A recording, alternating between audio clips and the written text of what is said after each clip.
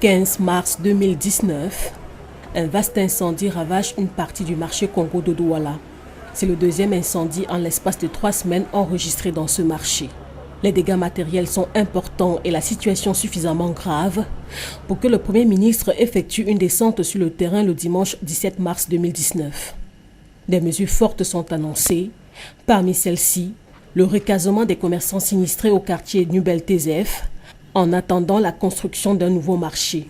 Près d'un an et demi plus tard, nous sommes repartis au marché Congo. Si les commerçants félicitent la reconstruction en cours d'une partie de ce marché, ils dénoncent l'abandon du projet de leur recasement par les autorités.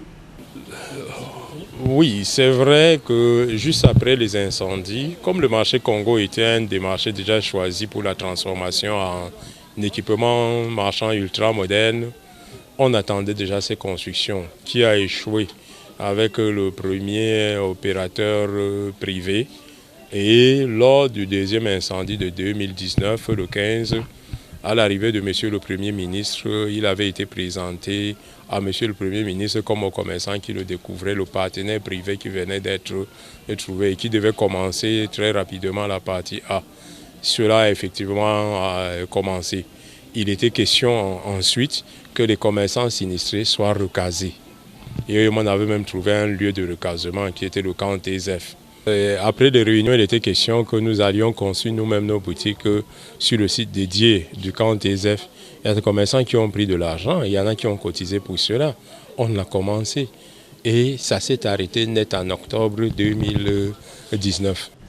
Depuis, les commerçants tentent de trouver des solutions provisoires en attendant que les autorités de la ville relancent les travaux annoncés. Les commerçants devaient être en ce moment déjà recasés au camp Tézef. Malheureusement, c'est un problème que nous ne pouvons pas savoir comment vous expliquer. Au niveau de la communauté urbaine surgissent les commerçants qu'on avait déjà conduits à commencer à construire leur boutique après même l'aménagement du site, la construction des boutiques témoins. Les commerçants ont commencé à construire et paf, tout s'est arrêté à travers l'exécutif même de la communauté urbaine avec malheureusement quelques complices.